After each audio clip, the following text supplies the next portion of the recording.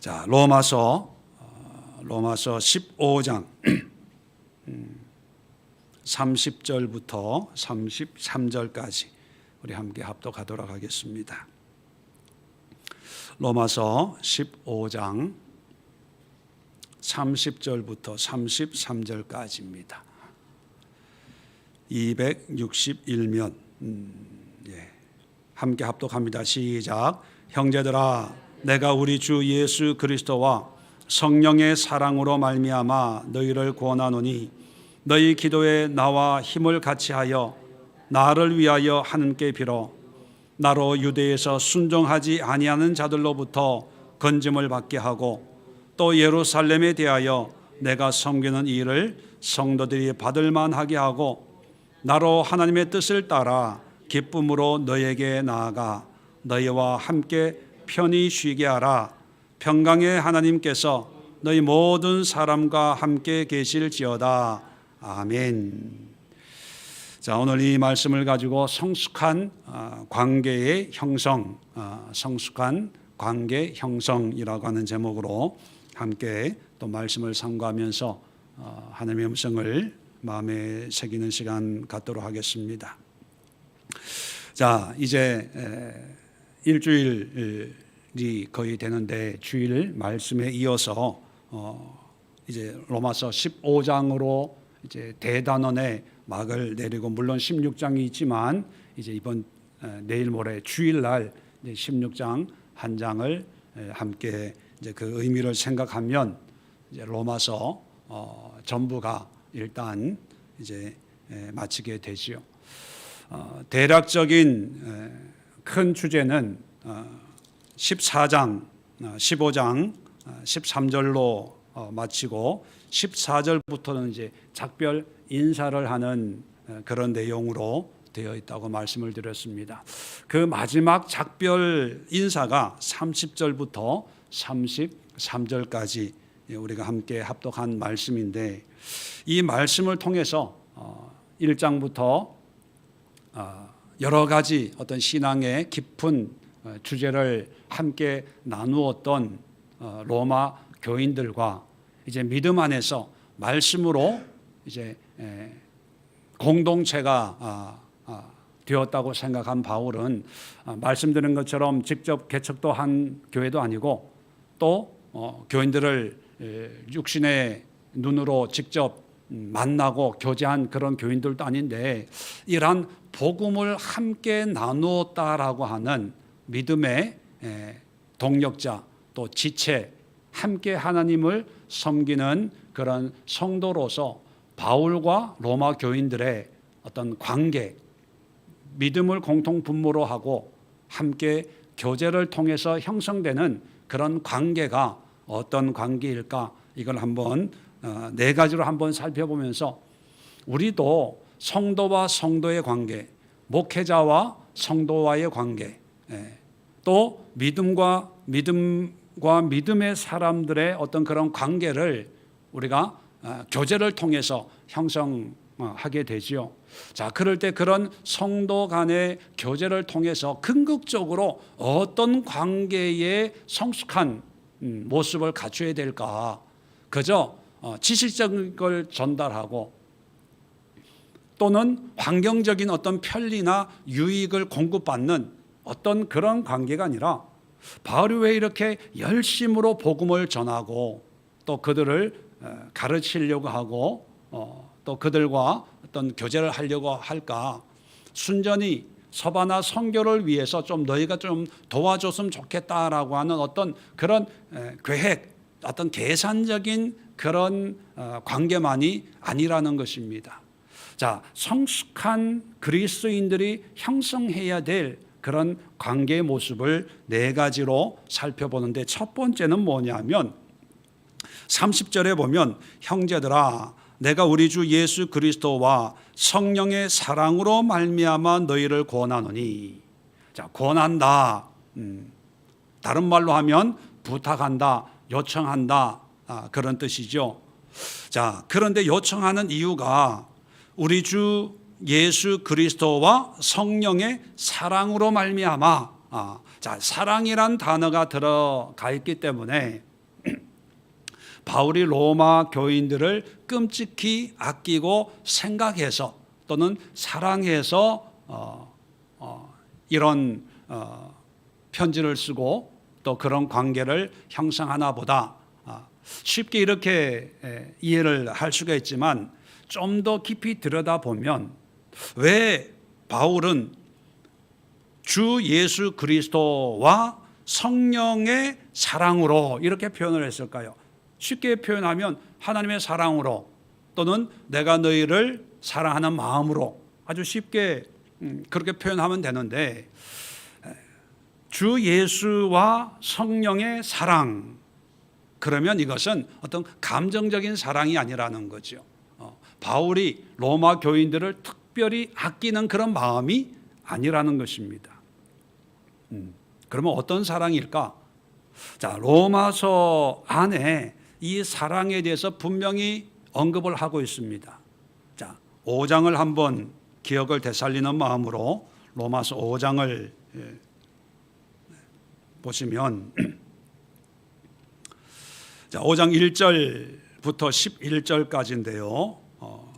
몇 군데만 살펴보겠습니다. 1절에 보면 그러므로 우리가 믿음으로 어렵다 하심을 받았으니 우리 주 예수 그리스도로 말미암아 하나님과 화평을 누리자. 자, 하나님과 화평을 이제 앞으로 누리자. 이제 죄의 문제가 다 해결되고 하나님 나라의 백성이 되어서 예수님이 나의 왕으로 섬기는 그런 복음의 나라를 살게 됐다. 그러니까 하나님과 화평을 누리자. 자, 그런데 이것은 단순히 예수님과 좋은 관계, 하나님과 좋은 관계를 맺는 것을 의미하는 것이 아니라 한 발 더 나아가서 그 다음에 보면 2절에 또한 그로 말미암아 우리가 믿음으로 서 있는 이 은혜에 들어감을 얻었으며 하나님의 영광을 바라고 즐거워하느니라. 자, 하나님과의 화평이 이제 우리의 삶의 영역으로 들어오는 거예요. 어떤 모습으로요? 즐거워하는 거죠. 어떤 환경에서도. 자, 그래서 3절에 보면 환난 중에도 즐거워하나니 환난은 인내를, 인내는 연단을, 연단은 소망을 이룰 줄 알미로다. 자, 결국은 하나님 나라 안에 있으면 환난도 결국은 하나님의 어떤 뜻을 이루기 위해서 우리에게 주어진 거니까 어떤 소망을 가지고 살자, 그리고 기뻐하자, 그런 의미죠. 5절입니다. 자, 이런 환난 중에도 바라는 기대하는 이 소망은 우리를 부끄럽게 하지 아니함은 우리에게 주신 성령으로 말미암아 하나님의 사랑이 우리에게 우리 마음에 부은 바 됨이니. 자, 여기 성령으로 말미암아 하나님의 사랑이 우리 마음에 부어졌어요. 자, 여기 성령의 사랑이 나오죠. 자, 성령의 사랑이 부어졌는데 그 성령의 사랑의 구체적인 내용이 6절부터 10절까지 소개해 주고 있습니다. 자, 6절에 우리가 아직 연약할 때에, 또 8절에 아직 죄인 되었을 때에, 10절에 우리가 원수 되었을 때에, 그 뒤의 내용은 항상 그리스도가 우리를 위해서 죽었다, 죽음을 얘기해요. 자, 우리가 죄인 되었을 때 예수님이 우리를 위해서 대신 죽는 그 사랑을 성령을 통해서 우리에게 주어졌다, 부어졌다는 거죠. 그러면 성령의 사랑이란 곧 예수님의 사랑, 다시 말하는 십자가 사건이죠. 자, 이런 성령과 주 예수 그리스도의 사랑이 우리에게 주어졌기 때문에 우리는 어떤 삶을 살아야 되냐? 11절 결론입니다. 이제 우리로 화목하게 하신 우리 주 예수 그리스도로 말미암아 하나님 안에서 또한 즐거워하느니라. 이 즐거워한다는 것과 2절에 즐거워한다는 것 같은 의미예요. 2절부터 왜 우리가 즐거워해야 되는가를 설명을 하면서 11절까지 앞과 제일 끝에 즐거워한다는 그런 표현을 쓰고 있습니다. 정리를 하면 성령의 사랑, 예수님의 사랑은 단순히 어떤 사랑의 감정 좋게 해주고 섬기고 보살피고 뭐 이런 사랑을 뛰어넘어서 예수 그리스도의 사랑을 우리가 누리고 또 그 사랑을 성령께서 분명히 깨닫게 했기 때문에 자, 성도들은요 어떤 환경, 상황, 여건에서도 기쁘고 즐겁게 살아야 된다. 그런 결론이 도출이 되는 것입니다. 다시 말하면 바울과 로마 교인들이 이제 이런 예수님의 사랑, 성령의 사랑을 통해서 이제 환경이 어떠하든지 여건이 어떠하든지 늘 소망 가운데 기쁨으로 즐거움으로 주의 일을 감당해 나가는 그런 관계가 만들어지는 거예요. 그래서 지금 바울은 로마로 가려고 하는 그게 계속 막히다가 결국 어디로 지금 방향을 바꿉니까? 예루살렘으로, 그죠? 정반대 방향으로 갑니다. 근데 예루살렘 가는 것이 즐겁고 기쁜 일이 기다리고 있을까요? 환난과 고난이 기다리고 있을까요? 예, 환난과 고난이 기다리고 있다는 것을 성령이 계속 말해주고 있음을 사도행전을 보면 알 수 있잖아요. 자, 그럼에도 불구하고 두려워하거나 염려하는 게 아니라 오히려 기쁜 마음으로 예루살렘을 간다는 거예요. 그래서 이 로마 교인들에게 기쁜 마음으로 너에게 이렇게 권한다. 너희도 기쁜 마음으로 감사한 마음으로 성령이 부어주시는 그 사랑의 의미를 깨닫고 이렇게 좀 믿음 생활을 해줬으면 좋겠다.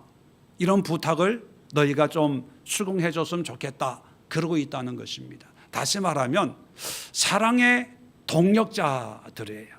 근데 이 사랑의 동력자라고 하는 게 그냥 서로 좋아서 교제하고 만나는 것이 아니라 자기가 당하고 있는 모든 환경 여건을 초월해서 하나님을 통해서 예수 그리스도로 말미암아 우리에게 임한 그 사랑을 경험하고 체험하고 그로 말미암아 기뻐하고 즐거워하는 그런 소망의 관계가 이루어지는 거예요.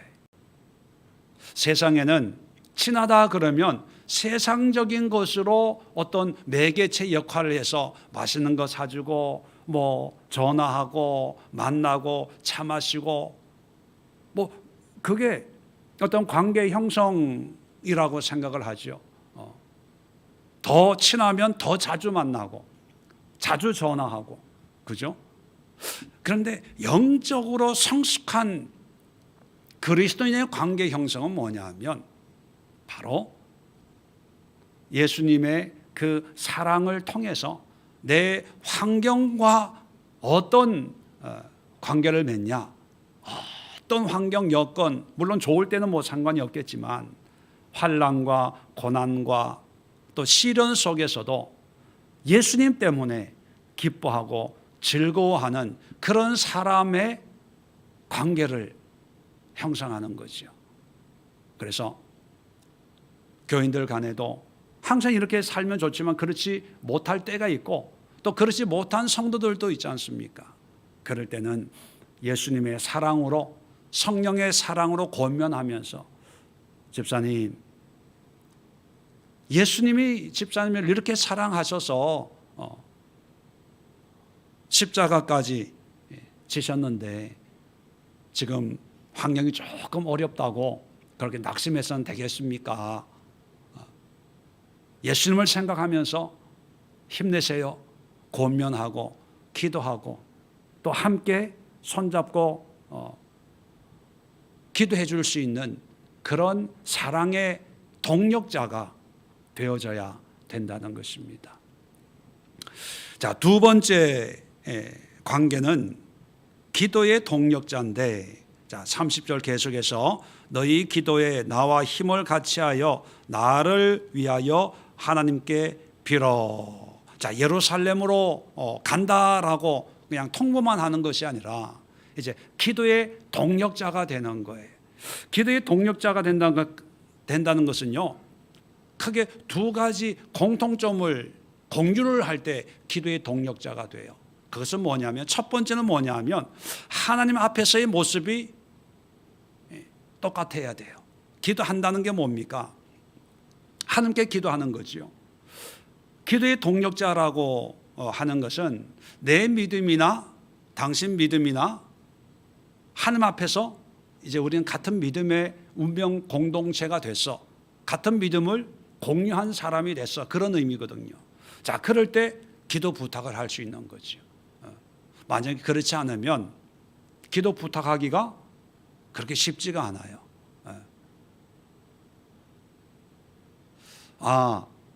내가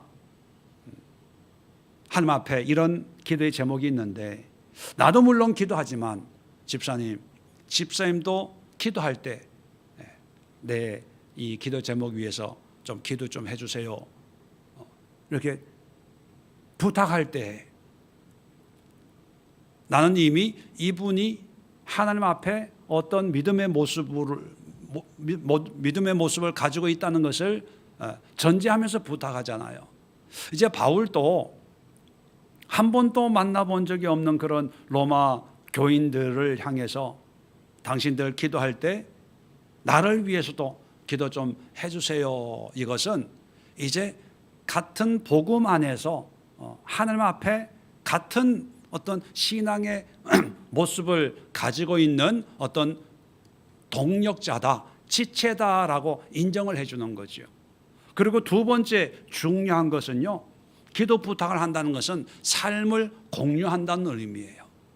기도 제목, 이제 바울이 얘기하는 그 기도 제목이 이제 예루살렘에 가서 순종하지 않는 유대인들로부터 나를 지켜달라고 기도해주고, 또 내가 가서 해야 될 일들을 잘 마무리할 수 있도록 이렇게 기도 부탁을 하는 그 의미가 내 삶을, 내 생활을 그 사람과 공유하는 거거든요. 만약에 생활을 공유할 필요가 없으면 굳이 내가 이런 일을 이 사람한테 얘기할 필요가 뭐가 있어? 그런 생각이 들기 때문에 기도 부탁을 할 이유가 없다고 생각하는 거죠. 그런데 이 사람, 이 정도 신앙생활하고 이런 믿음이 있는 사람이라면 내 계획도 얘기해 줄 수 있고, 내가 하려고 하는 그 일에 대해서도 사실은 이만해서 어디 가서 이런 일을 하는데 집사님 기도 좀 해주세요. 그 얘기는 이제는 내 생활을 공유할 수 있는 그런 대상이 됐다는 거죠. 여러분, 신앙생활 하면서 성도와 성도가 만나서 한 교회를 섬기고 봉사한다는 그 의미도 참 중요합니다. 그런데 하나님 앞에 하나님이 보시는 나의 모습과 또 하나님이 보시는 어떤 지체의 모습, 하나님 앞에서의 모습이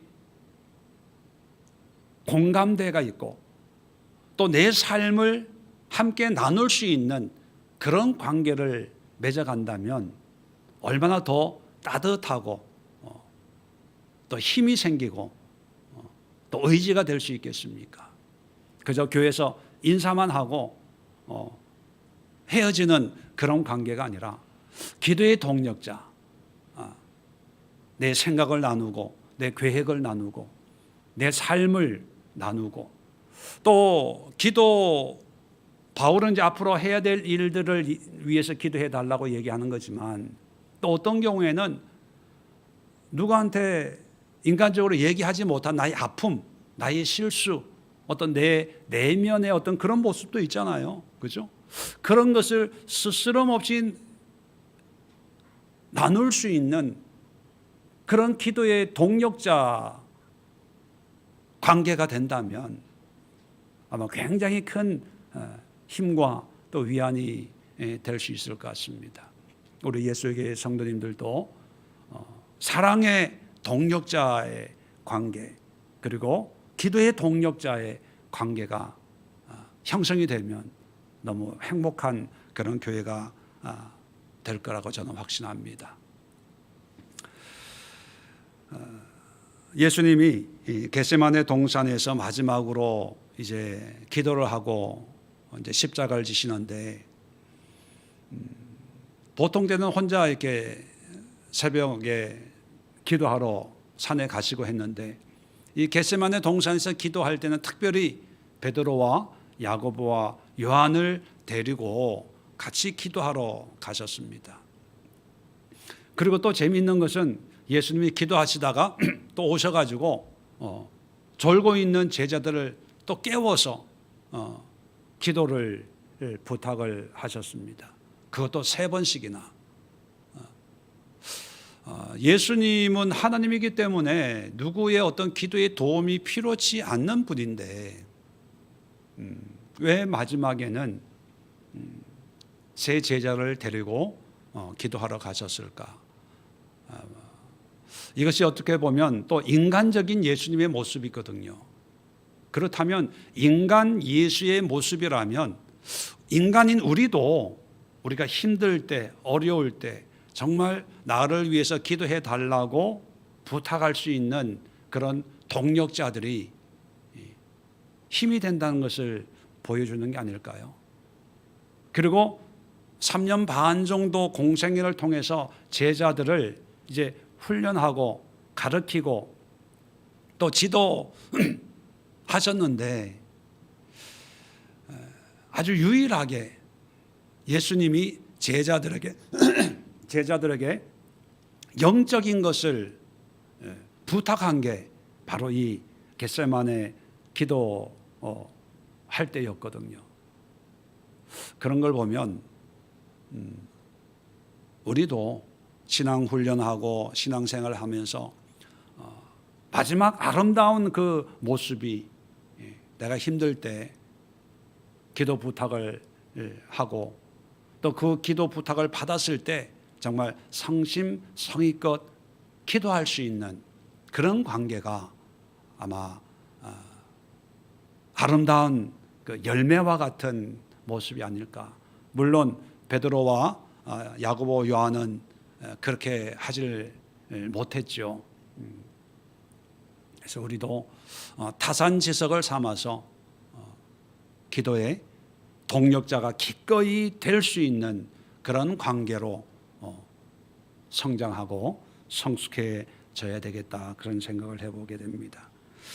자, 3번째 성숙한 관계 형성은 어떤 모습이냐? 자, 31절에 보면 이제 기도의 내용이 나오는데, 나로 유대에서 순종하지 아니한 자들로부터 건짐을 받게 하고 또 예루살렘에 대하여 내가 섬기는 일을 성도들이 받을 만하게 하고. 자, 어떤 앞으로 바울이 감당해야 될 어떤 사역적인 것, 또 예루살렘에 가는 데 있어서 여러 가지 어떤 위험성, 이런 걸 위해서 이제 기도 좀 해달라 부탁을 하는데, 이걸 간단하게 표현하면요, 이제 로마 교인들과 바울이 이제 바울의 개인적인 삶을 나누는 거예요. 내가 이제 예루살렘에 가면 유대인들이 이렇게 나를 핍박할 수도 있고, 또 연보를 가지고 구제 헌금을 가지고 이제 예루살렘 교인들을 섬겨야 되는데, 사도행전을 보면은 헬라파, 유대파 파가 나누어져 가지고 구제하는데 여러 가지 어려움이 있었거든요. 이번에도 또 그런 일이, 어려움이 생기지 말라는 법도 없지 않습니까? 그래서 잘 은혜롭게 문제없이 잘 이 일을 감당해야 되는데 아마 걱정이 있겠죠, 바울에게도. 그래서 기도 부탁을 하는데, 그런데 중요한 것은요, 누군가에게 나의 삶을 함께 나눌 수 있고 공유할 수 있고 또 내 삶을 오픈해서 기도 부탁을 할 수 있는 그런 관계가 이루어져야 된다는 것입니다. 사람들은 다 좋은 모습을 보여주고 싶어 해요. 근데 기도라고 하는 것은, 기도 부탁이라고 하는 것은 어떤 의미가 담겨 있습니까?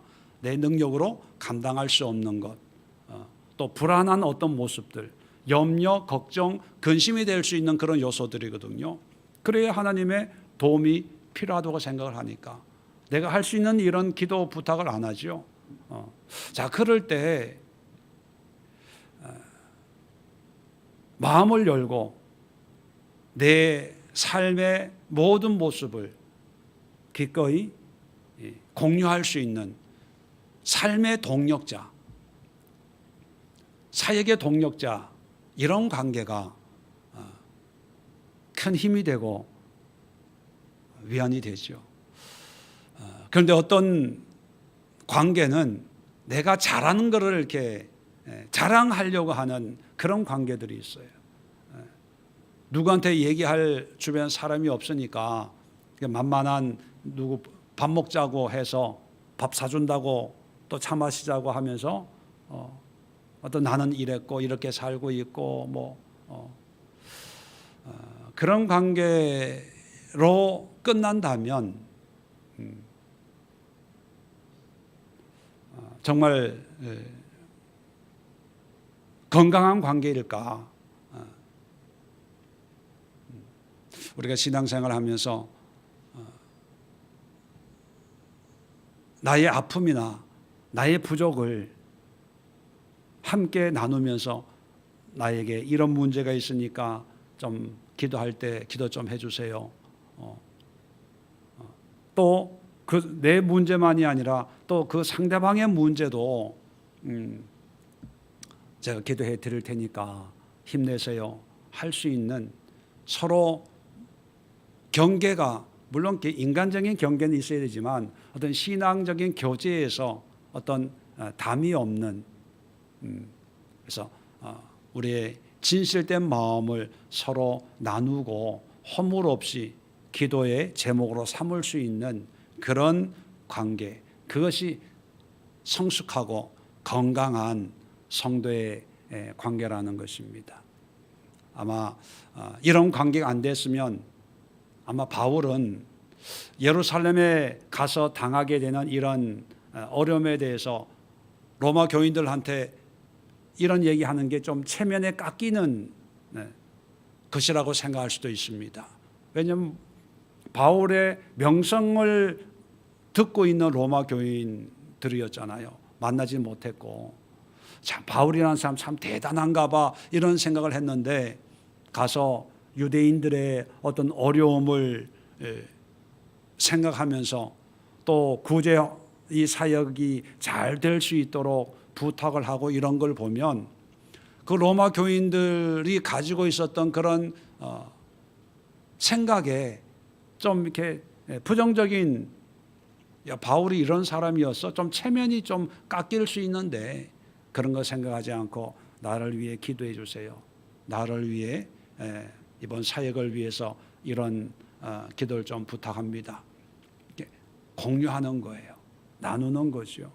이것이 영적으로 하나님 앞에서 건강하고 또 성숙한 신앙의 모습입니다. 그래서 기도 부탁을 하면서 여러분의 삶을 나누는 거에 대해서 부끄러워하지 마시고, 또 그런 나눔을 통해서 이 사람 이렇게 살았어, 이렇게 인간적인 모습으로 판단하거나 평가하려고 하지 마시고 하나님 앞에서 함께 동력하는 그런 동력자다, 하나님의 지체다, 그런 마음으로 기도 부탁도 하고 또 기도해 주는 그런 관계가 우리 예수교회 안에서도 많이 일어날 수 있기를 주님의 이름으로 축원을 드립니다. 자, 네 번째 관계가 뭐냐면, 자 32절 보면 나로 하나님의 뜻을 따라 기쁨으로 너희에게 나아가 너희와 함께 편히 쉬게 하라. 언뜻 보면 이제 예루살렘 들렸다가 그렇게 가고 싶어 했던 로마에 가서 너희들 만나서 좀 쉴 수 있도록 그렇게 기도를 부탁한다, 이렇게 생각할 수 있는데, 로마에 가는 이유가 뭔가 그 전에 24절과 27절 28절에 분명히 기록하고 있습니다. 로마가 목적지가 아니라 경유지인 것을 미리 언급을 했죠. 서바나로 가기 위해서 로마에 잠깐 들렸다가 너희들이 좀 도와주면 땅끝이라고 여겨졌던 서바나, 지금의 스페인까지 내가 복음을 전하려고 한다. 그런 계획이 있다 얘기를 했거든요. 자, 그러면 32절에서 얘기하는 이 의미는 스페인 전도는 이제 포기하고 로마에 가서 그냥 거기서 편히 쉬겠다 그런 의도가 아니라 이것은 비전을 함께 나누는 거예요. 서바나에 가야 된다는 걸 두 번이나 연거푸 24절에도 얘기하고 28절에도 얘기를 했거든요. 자, 그래서 너희와 편히 쉬게 하라 이 의미는 이러한 계획에 너희도 함께 동참했으면 좋겠다. 바울의 계획, 우리가 비전 그렇게 표현을 하죠. 서바나 선교의 비전을 이제 로마에 가서 너희 교인들과 함께 공유했으면 좋겠다. 그런 비전을 나누는 거예요. 지금 이 순간도 함께 나누면 힘이 돼요. 그런데 앞으로 뭔가 되어질 그런 아름다운 하나님의 일을 함께 이루어가는 그런 비전의 동력자, 그냥 알려주는 것이 아니라 이런 하나님의 뜻을 이루기 위해서 우리가 함께 노력합시다. 함께 이루어 봅시다. 뭐 이렇게 비전을 나눌 수 있는 그런 관계가 바로 성숙한 신앙의 모습이라는 것입니다. 이 비전의 관점을 좀 더 들여다보면 왜 바울은 로마로 가는 길이 막혔을 때 예루살렘으로 지금 가지 않습니까? 반대 방향이거든요. 반대 방향으로 가면서 왜 편지를 썼을까? 지난 주일에도 말씀드렸지만 로마행이 막혔기 때문에 로마서가 탄생이 되게 된 거죠. 그죠? 그런데 왜 바울은 로마서를 보내고 예루살렘으로 갔을까? 그런데 예루살렘으로 가면서 바울은 우리가 사도행전 또 찾아봤지만 죽을 수도 있다는 생각을 가지고 가요. 유대인들의 정통 유대인들의 반응이 어떻게 나올지 예측이 가능하거든요. 그리고 성령이 계속해서 환난과 핍박이 너를 기다리고 있다는 것을 계속 이제 감동으로 알려주시거든요. 자, 그랬을 때 바울 입장에서는 이번 이 예루살렘으로 가는 것이 나에게는 큰 위험이다라는 것을 알고 있어요. 그리고 또 느꼈어요. 또 복음을 전하는 데 있어서 내 목숨을 조금 더 귀한 것으로 여기지 않겠다는 그런 고백도 에베소 장로들 밀레도에서 만나서 그런 고백을 하고 눈물로 마지막 정말 살아서는 다시 못 볼 것 같은 그런 눈물로 작별을 하고 헤어지거든요. 죽음을 각오한 상태입니다. 그런데 로마서를 쓸 때는 그 죽음이라는 어떤 그림자가 없고 다시 만난다는 어떤 부푼 희망과 꿈이 있어요. 왜 이렇게 현실의 상황과 이 로마서의 이런 분위기는 이렇게 정반대 모습일까? 여러분, 로마서에는 뭐 문자적으로는 언급이 안 돼 있지만 이런 정반대의 편지를 쓴 이유가 현실적으로 바울 자신은요, 나는 예루살렘에 가서 죽을지도 몰라. 스데반이 죽는 걸 봤거든요. 그죠? 순교당하는 거. 또 예수님 뭐 죽이는 대제사장들, 살기 등등한 그 사람들 보고 또 사도 야고보도 순교를 해서 뿔뿔이 다 흩어지는 그런 것을 봤기 때문에 자기도 자칫 잘못하면 죽을 수 있다는 것을 바울은 알았어요. 그런데 로마서를 통해서 로마 교인들에게는 자기가 죽는다는 언급을 하지 않고 서바나까지 가서 복음을 전하는데 너희가 도와줬으면 좋겠다라고 간곡한 그런 부탁을 하고 인사를 하고 마쳐요. 그 이유가 있어요. 뭐냐 하면 내가 예루살렘 이렇게 편지를 써놓고 예루살렘에 가서 설사 이제 순교를 하잖아요. 순교를 하더라도 서바나 성교에 이 로마 교회에 너희가 책임을 졌으면 좋겠다라고 하는 그런 간곡한 부탁이 담겨져 있는 것이에요. 그러니까 바울의 유언이 되는 거죠. 바울이 죽으면 예루살렘 갔다가 로마 와가지고 좋은 관계를 맺으려고 했는데 바울이 예루살렘에서 죽었기 때문에 자, 바울이 못한 일을 누가 하자? 우리가 하자. 이게 바울의 유지였다. 바울의 소망이었다. 바울의 어떤 비전이었다. 이것을 로마 교인들에게 전달하는 거예요. 나는 죽어도 내가 하지 못해도 로마 교인들이 대신해 줄 거야. 그런 비전을 공유하는 비전의 동력자예요.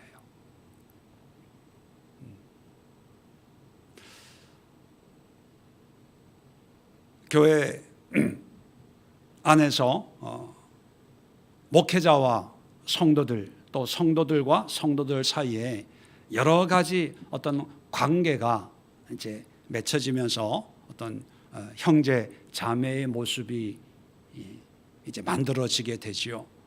그런데 단순히 인간적인 취향이나 어떤 선택에 의해서 좀 더 친하고 좀 더 같이 봉사하는 어떤 사역의 일의 협력자 차원이 아니라 좀 더 궁극적으로 하나님 앞에서 성숙한 관계로 이제 발전이 돼야 되는데 그 마지막 바울과 로마 교회 교인들의 모습이 이 기도 제목을 서로 나누는 걸 통해서 우리도 이런 관계로 좀 성장을 하고 성숙을 하면 좋겠다.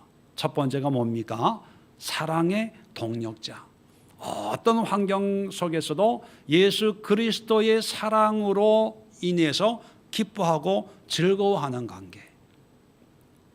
두 번째는 기도의 동력자. 영적인 것을 함께 나누고 함께 하나님 앞에 기도할 수 있는 기도의 동력자.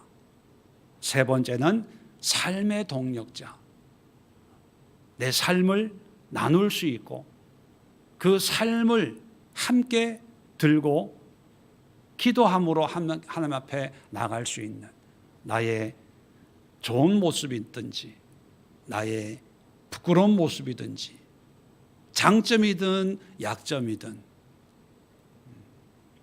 나눌 수 있는 또 함께 공유할 수 있는 그런 관계.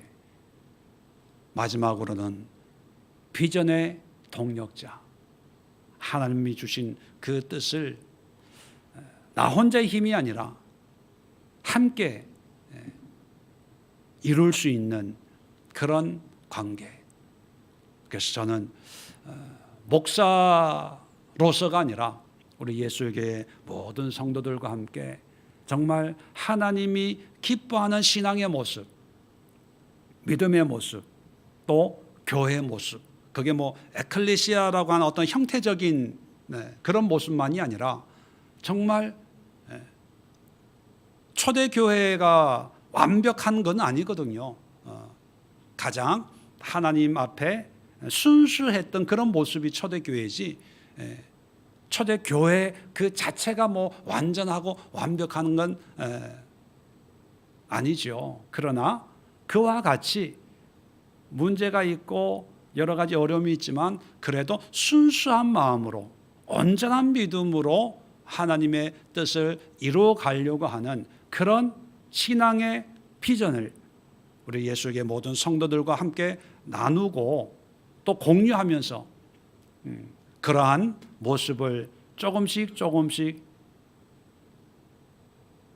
실현시키고 또 실천하고 그런 어떤 비전을 함께 공유하는 그런 관계가 되어가고 있고 또 되었고 또 그래서 한 마음으로 그 방향으로 나아간다, 저는 그렇게 생각을 하고 있습니다.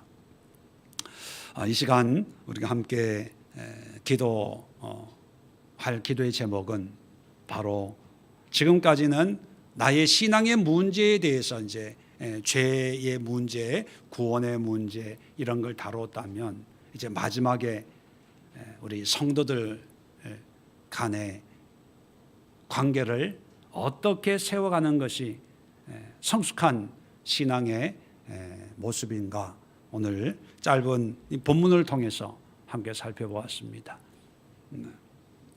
우리 예수의 성도들이 또 우리 교회뿐만 아니라 모든 믿음의 사람들이 이러한 성숙한 관계로 서로 연결되어서 하나님의 그 비전을 함께 이루어가는 그런 이 땅의 그리스도인들, 우리 예수의 성도님들, 우리 한 분 한 분 될 수 있도록 기도해 주시고, 또 여러분도 이러한 믿음을 가지고 있는 사람의 동력자가 기꺼이 될 수 있도록 함께 기도하도록 하겠습니다. 제가 잠시 기도하고 우리 합심해서 기도하도록 합니다. 좋으신 하나님 아버지,